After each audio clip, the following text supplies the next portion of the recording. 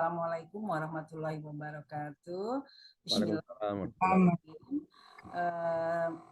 Silakan Ibu Erna tampilkan skrinnya. Bismillahirrahmanirrahim. Kami dari kelompok 1 dengan saya, dengan rekan-rekan saya di sini ada Bapak Hikmah Rinaldi, Ibu Erna Nilam Permata, Bapak Andi Muhammad Yusuf, dan saya Agustina Rianto. Silakan Ibu Erna, mohon ditampilkan slide satunya.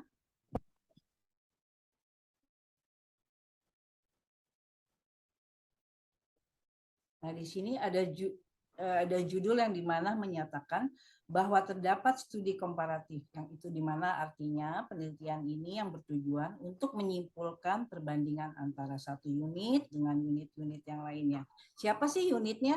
Unitnya ialah Indonesia, Malaysia, dan Thailand.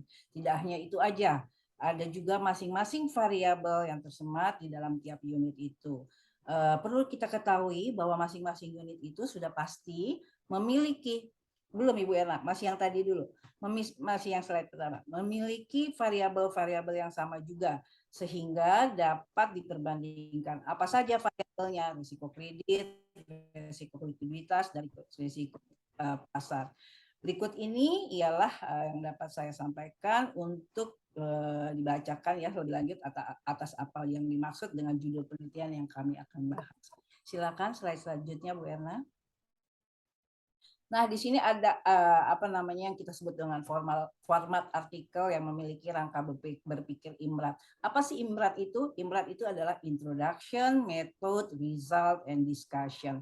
Yang dalam artikel ini dengan diterjemahkan dalam bahasa Indonesia ada 6 bagian, yaitu pendahuluan, kajian teori, metode penelitian, hasil penelitian, dan pembahasan, serta simpulan dan saran. Mengapa kita mengambil IMRAT? Karena IMRAT itu menuntut proses berhitung, jadi meneliti serta hasilnya atas perhitungan penelitian tersebut. Penelitian itu tidak perlu menjawab prediksi ataupun yang sudah berlalu.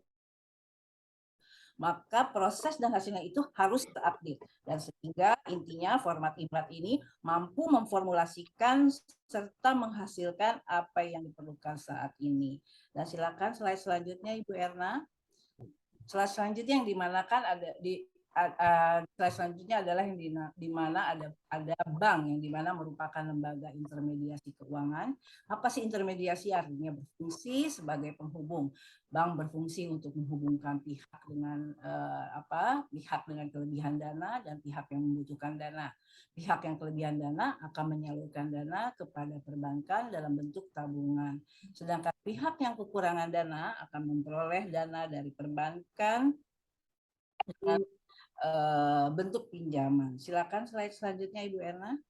Dan slide di sini ada ada yang kita baca dengan resiko-resiko bank ya, yang dimana satu ada resiko kredit, dimana resiko kredit itu yang bank mengalami kerugian ketika peminjam gagal membayar pinjaman ke bank. Yang bahasa populisnya yang saat ini yang boleh kita katakan adalah kredit macet ya. Yang kedua adalah risiko likuiditas.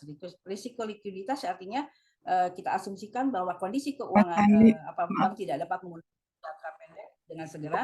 Yang kita asumsikan di sini adalah bank sedang kurang sehat. Lalu ketiga ada resiko pasar.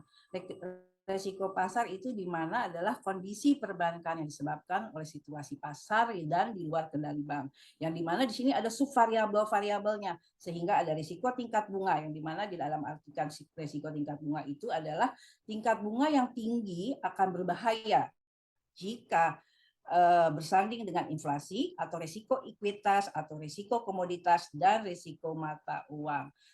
Nah, di mana di sini ada indikator pengukuran risiko, yang itu adalah di mana adalah formulasi atau rumus baku untuk menghitung ketiga variabel yang telah kami presentasikan tadi di atas. Di sini adalah risiko kredit pada perbankan dapat diukur dengan menggunakan rasio NPL atau non-performing loan.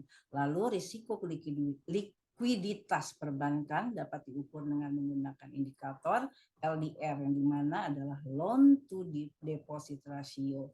Lalu yang ketiga ada risiko pasar pada perbankan dapat diukur dengan menggunakan rasio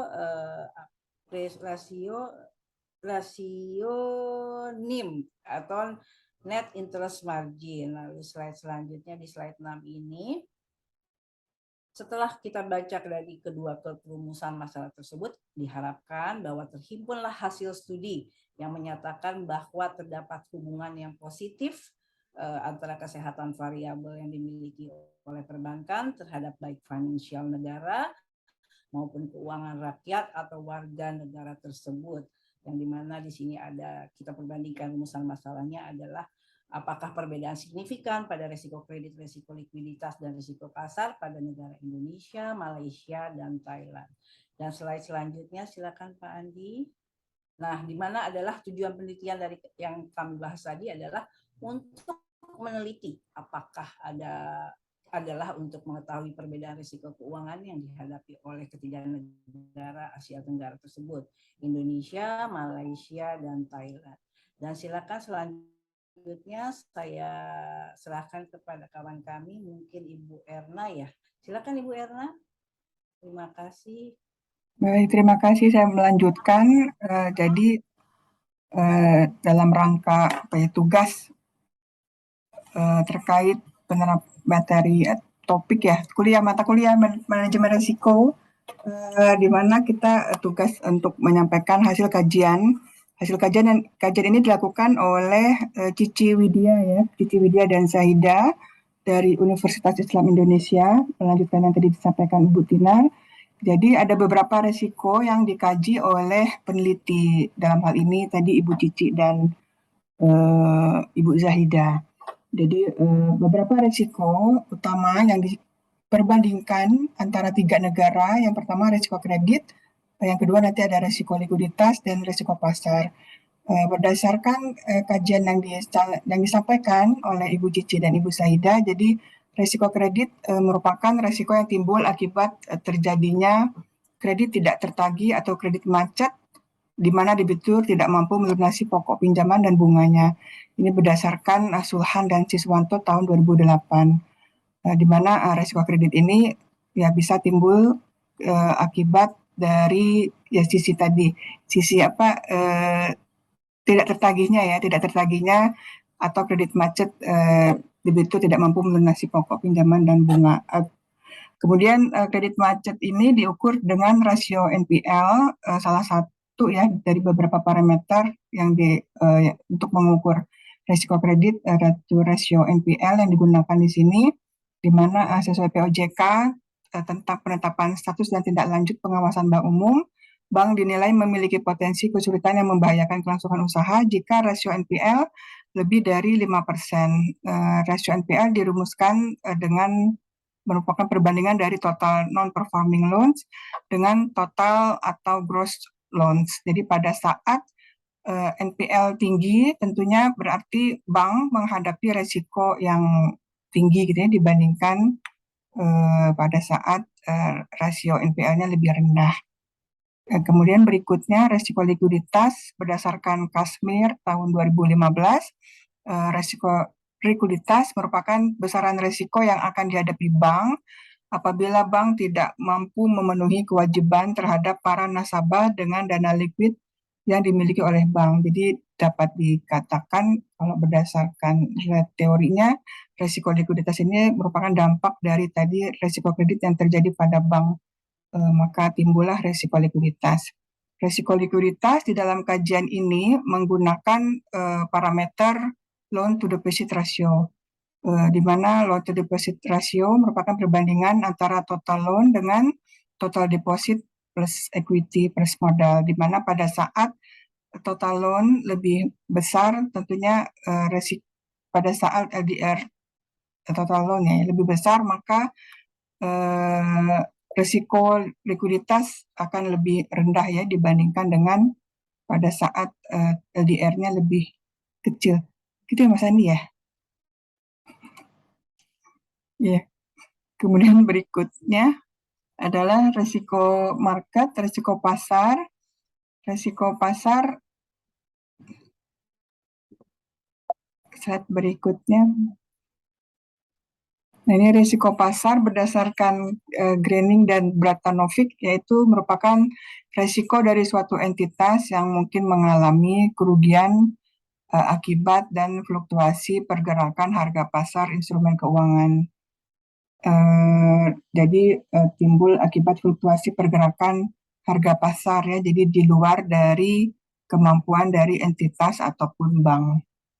Nah, risiko pasar ini mempunyai beberapa komponen, diantaranya risiko tingkat bunga, risiko ekuitas, dan risiko komoditas, juga risiko mata uang. Dalam kajian ini, penelitian yang disusun, yang kami sampaikan ini, risiko tingkat bunga yang digunakan adalah, parameternya adalah menggunakan tingkat suku bunga, seperti itu. Jadi tingkat suku bunga untuk menunjukkan tadi risiko pasar karena dinilai bahwa bank sangat berhadapan dengan suku bunga seperti itu pada hari-harinya dalam kegiatan operasional. Dengan pengukuran risiko pasar menggunakan rasio net interest margin yang dirumuskan dengan interest revenue dikurangi interest lalu dibagi dengan aset. Kemudian berikutnya, slide berikutnya. Nah, ini dalam metode penelitian ini disampaikan mengenai pengambilan sampel dan alat analisis. Jadi dari sampel yang digunakan ada 3 negara, sedangkan populasinya adalah dari seluruh bank umum konvensional yang ada di Malaysia, Indonesia, dan Thailand, karena dianggap memiliki kesamaan antara Malaysia, Indonesia, dan Thailandnya ya, terkait kondisi perbankannya.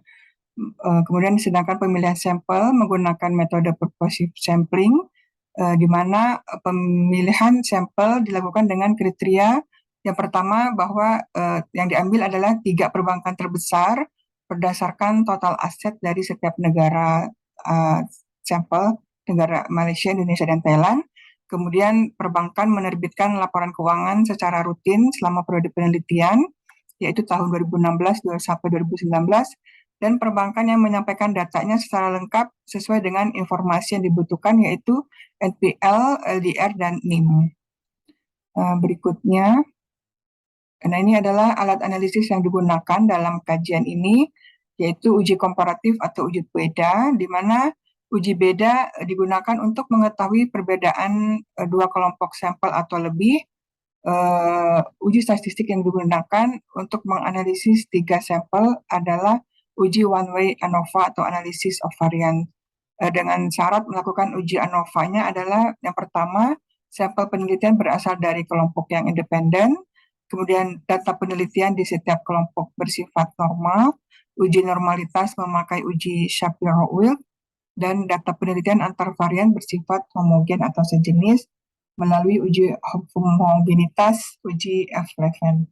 Nah, ini jika asumsi-asumsi dalam uji one-way ANOVA tidak dipenuhi, maka pengujian komparatif akan menggunakan uji Kruskal-Wallis, demikian. Di mana dalam uji Kruskal-Wallis ini tidak dipersyaratkan homogen ya antara kelompok-kelompok yang diteliti.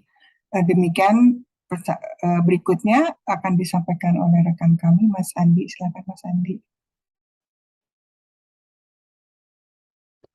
Baik, terima kasih. Suara saya terdengar ya, Bu, Bapak Ibu ya? Terdengar jelas. Ya, Assalamualaikum warahmatullahi wabarakatuh.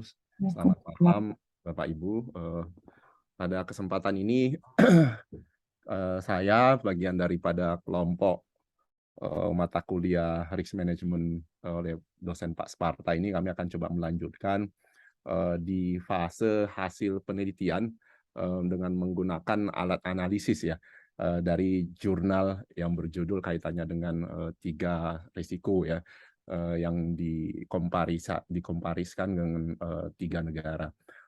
Tadi disampaikan oleh Bu Erna bahwa menggunakan beberapa analisis ya dalam melakukan pengujian terhadap untuk mengukur signifikan hubungan perbedaan antara ketiga risiko. Nah, di sini ada beberapa step ya yang dilakukan. Kalau kita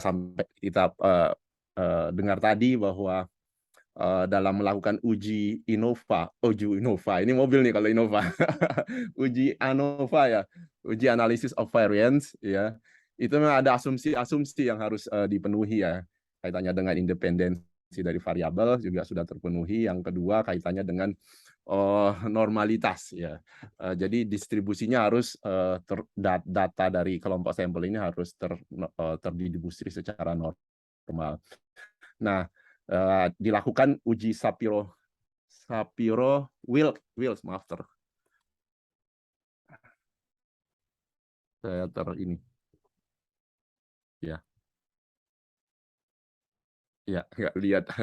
Uji normalitas Shapiro-Wilks ya.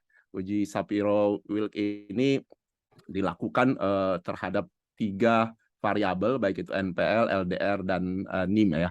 Termasuk juga uji homogenitas ya melalui uji Levin ya, sehingga asumsi untuk melakukan uji ANOVA, analysis of variance tadi dapat dipenuhi. Jika tidak terpenuhi, tadi disampaikan oleh Bu Erna, harus dilakukan uji Kruskal-Wallis ya. Kruskal-Wallis ini uji statistik non parametrik ya. Yang sebelumnya ini adalah uji parametrik.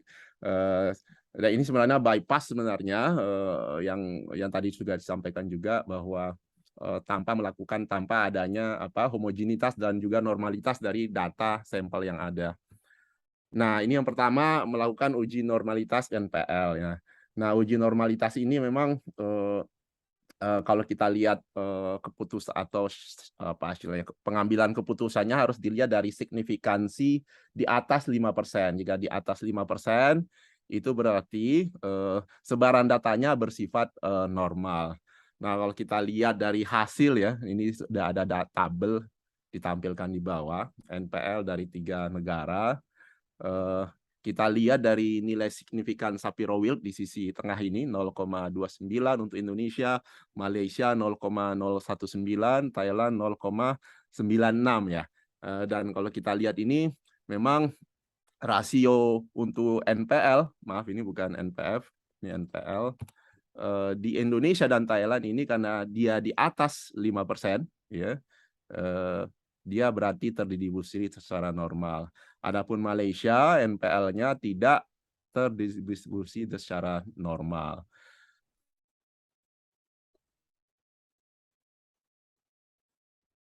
Nah, untuk uji normalitas variabel LDR, kita lihat data Indonesia, nilai signifikansinya tinggi 0,716, di atas 5%. Malaysia 0,024, itu di bawah 5%. Berarti Malaysia termasuk juga Thailand 0,042 ini dinilai datanya tidak terdistribusi secara normal. Jadi hanya Indonesia ya yang terdistribusi secara normal. Nah, berikutnya yang NIM, untuk variabel NIM. Ini kalau kita lihat data signifikansinya di tabel. Ini Indonesia dan Malaysia itu di atas 5% dan Thailand di bawah 5%, sehingga memang hanya Thailand yang tidak terdistribusi secara normal. Nah, berikutnya dilakukan uji homogenitas. Uji homogenitas melalui uji Levin yang tadi ya disampaikan, dan threshold-nya juga 5% untuk menilai bahwa data atau variabel atau sampel yang ada ini bersifat homogen ya. Nah, kalau kita lihat dari 3 resiko yang ada, nilai signifikansinya untuk pertama risiko kredit itu 0,015%, ini di bawah 5%. Terus risiko likuiditas 0,262, ini di atas 5%, dan risiko pasar 0,02. Jadi negara Indonesia LDR-nya ya, mana nih LDR-nya itu nilai LDR-nya negara Indonesia ya, dari ketiga negara ini nilai likuiditasnya signifikan homogen. Namun untuk risiko kredit dan risiko pasar itu tidak homogen ya, karena dia berada di bawah syarat signifikansi di atas 5%.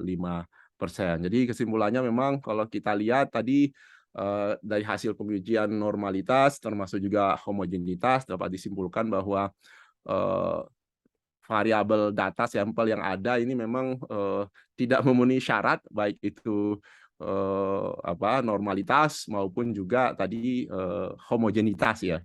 Dan sehingga tadi step berikutnya harus dilakukan uji statistik non parametrik ya. Yang sebelumnya ini uji parametrik dan ini tanpa harus distribusi datanya normal gitu dan juga homogenis. Jadi bisa langsung bypass dan kalau kita lihat hasilnya ya karena tingkat signifikansi yang digunakan adalah kurang atau sama dengan 5%, ya dikatakan dia memiliki perbedaan yang signifikan. Kalau kita lihat ini 3 variabel risiko kredit itu nilai signifikansinya cukup tinggi karena 0,0 jauh di bawah syarat signifikansi.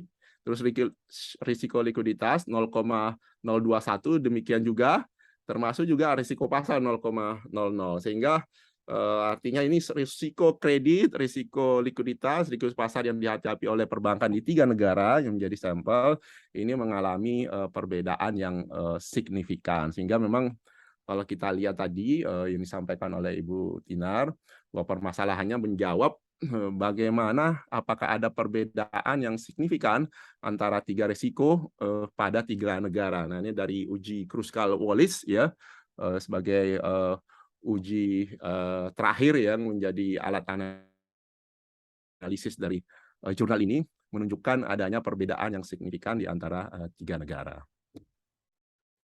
Nah, mungkin selanjutnya untuk hasil penelitian ini bisa dilanjutkan oleh kami persilakan Bapak Hikmah Rinaldi. Monggo Bapak. Iya, terima kasih Pak Andi Yusuf. Terima kasih Bu Erna Nilam, Bu Agustina Rianto.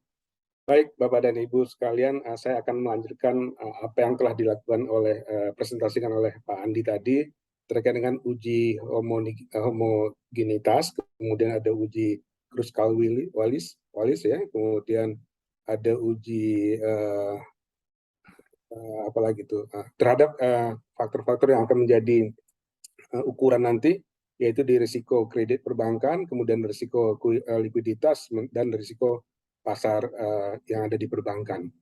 Nah, dari hasil pengujian yang telah kita lakukan tadi, di data disebutkan bahwa risiko kredit pada perbankan yang terletak di negara Asia Tenggara itu menunjukkan hasil yang signifikan, di mana untuk negara Thailand itu memiliki rasio NPL yang lebih tinggi ya. Nah, artinya apa? Artinya risiko kredit perbankan di negara Indonesia, Malaysia dan Thailand memiliki perbedaan yang cukup signifikan, di mana setiap negara tersebut menghadapi tingkat risiko keuangan yang berbeda-beda, khususnya ada risiko kredit. Nah, risiko kredit seperti yang dijelaskan oleh Ibu Tina tadi di atas bahwa ada risiko kerugian yang berasal dari ketidakmampuan nasabah dalam memenuhi semua kewajibannya terhadap perbankan, sehingga semakin tinggi risiko kredit maka akan semakin tinggi pula risiko yang dialami oleh perbankan. Nah, dari data statistik yang disajikan di tabel di atas menjelaskan bahwa nilai-nilai rasio NPL terendah ada di negara Malaysia dengan 0,70%. Hal ini berarti bahwa negara Malaysia mempunyai risiko kredit yang paling kecil dibandingkan dengan 2 negara lainnya, yaitu Indonesia dan Thailand. Sedangkan risiko kredit yang terbesar, tertinggi adalah dimiliki oleh negara Thailand dengan rasio NPL-nya di sekitar 3,70%. Kemudian perbedaan risiko kredit yang berbeda di antara 3 negara tersebut karena adanya mungkin perbedaan perilaku masyarakat yang dalam memenuhi aspek kewajibannya. Kesadaran mungkin masyarakat Indonesia yang lebih baik dari masyarakat Thailand untuk memenuhi seluruh kewajibannya. Namun di sisi lain, perbankan Indonesia harus terus ya meningkatkan kinerja keuangan dalam rangka meminimalisir risiko kredit agar kemampuan perbankan dalam menghasilkan laba atau keuntungan di neraca bertambah besar. tingginya rasio NPL pada negara Thailand, itu bisa kita identifikasikan bahwa perbankan sedang mengalami risiko yang tinggi karena masalah para nasabah mengalami gagal bayar. Seperti itu. Kemudian lanjut slide selanjutnya adalah risiko likuiditas perbankan. Next. Ya. Dari hasil uji statistik yang dilakukan menunjukkan bahwa terdapat perbedaan yang cukup signifikan pada risiko likuiditas perbankan di Indonesia, Malaysia, dan Thailand. Artinya adalah risiko likuiditas yang dihadapi oleh negara Indonesia, Malaysia, dan Thailand berbeda-beda. Nah, risiko likuiditas adalah merupakan risiko yang menggambarkan kemampuan bank dalam memenuhi kewajiban jangka pendeknya. Semakin besar risiko likuiditas, semakin kecil risiko yang dihadapi oleh perbankan. Sebaliknya, semakin kecil nilai risiko likuiditas, maka semakin tinggi risiko yang dihadapi oleh perbankan. Negara-negara yang memiliki risiko likuiditas tertinggi adalah Indonesia, dengan nilai rasio seperti di tabel adalah sebesar 86,11%. Selanjutnya Malaysia dengan LDR-nya adalah sebesar 89,21%, dan negara Thailand dengan LDR-nya sebesar 92,82%. Namun demikian, negara kita Indonesia masih berada dalam batas aman yang ditetapkan oleh Bank Indonesia, yaitu sebesar di atas 78% sampai dengan 92%. Hal ini menunjukkan bahwa meskipun kita negara Indonesia memiliki LDR yang rendah di antara negara Malaysia dan Thailand, tetapi negara Indonesia tidak memiliki risiko likuiditas yang tinggi. Perbankan kita di Indonesia diharapkan mampu mengelola pembiayaan dengan baik sehingga perbankan dapat memenuhi segala kewajiban jangka pendeknya. Kemudian next slide selanjutnya adalah risiko ini pasar. Nah, dari hasil uji normalitas NIM yang menunjukkan bahwa Indonesia memiliki rata-rata rasio NIM yang paling tinggi, yaitu sebesar 6,4%, selanjutnya Thailand sebesar 2,99%, dan Malaysia sebesar 2,30%. Artinya Indonesia bebas dari risiko pasar dan mempunyai kinerja keuangan yang baik. Perbankan di Indonesia memiliki NIM yang lebih tinggi dibandingkan dengan Malaysia dan Thailand, yang mengindikasikan bahwa kemampuan dari manajemen bank dalam mengolah aktivitas guna menghasilkan pendapatan bunga bersih sangat baik. Semakin tinggi rasio NIM perbankan menunjukkan semakin efisien manajemen mengolah perbankan dalam mengolah aktivitas dan aktiva dan seluruh operasionalnya. Nah, risiko pasar secara simultan juga dapat mempengaruhi keuangan, terutama untuk bank devisa ya, yang dalam hal probabilitas yang diukur dengan NIM. Nah, risiko pasar yang diukur dengan tingkat suku bunga dapat juga berpengaruh positif dan signifikan terhadap NIM. Artinya, setiap peningkatan risiko pasar juga menaikkan NIM. Begitu pula sebaliknya. Hal ini menunjukkan bahwa setiap perubahan suku bunga dapat mempengaruhi kinerja bank. Salah satu faktornya juga seperti itu. Lanjut, slide selanjutnya. Nah, dari hasil uji perbandingan tadi, komparasi di antara negara perbankan di Thailand, Malaysia, dan Indonesia, dapat disimpulkan ada dua kesimpulan dan saran. Pertama adalah kesimpulan bahwa penilaian terhadap risiko kredit, risiko likuiditas, dan risiko pasar menunjukkan hasil yang signifikan, di mana dari hasil analisis data menunjukkan bahwa masing-masing negara memiliki risiko keuangan yang berbeda-beda. Yang kedua adalah risiko kredit yang tinggi yang dihadapi oleh Thailand, namun negara ini mampu meminimalisir risiko likuiditas yang lebih baik dibandingkan dengan Indonesia dan Malaysia. Yang ketiga adalah risiko likuiditas yang paling tinggi dihadapi oleh Indonesia, namun masih dalam batas aman sesuai dengan ketentuan dari Bank Indonesia. Kemudian selanjutnya adalah risiko pasar dan negara yang dihadapi oleh Indonesia paling rendah, dan negara yang menghadapi risiko pasar paling tinggi adalah Malaysia. Saran dari hasil uji komparasi ini adalah, pertama adalah hasil penelitian ini diharapkan dapat menjadi pertimbangan dan pengambilan keputusan bagi pihak perbankan, sehingga bank dapat menghindari risiko keuangan yang akan datang. Kemudian peneliti selanjutnya diharapkan dapat menganalisis risiko keuangan dan non-keuangan, seperti risiko hukum, risiko strategi, risiko reputasi, dan risiko lainnya, serta dapat menambahkan sampel di negara-negara lain, baik di ASEAN maupun internasional lainnya, sehingga dapat diperoleh hasil penelitian yang lebih detail dan maksimal. Lanjut. Demikian Bapak dan Ibu presentasi dari kelompok 1. Sekali lagi terima kasih kepada teman-teman yang telah bekerja sama dalam menyusun presentasi ini. Demikian, billahi taufiq wal hidayah. Wassalamualaikum warahmatullahi wabarakatuh. Waalaikumsalam warahmatullahi wabarakatuh. Salam.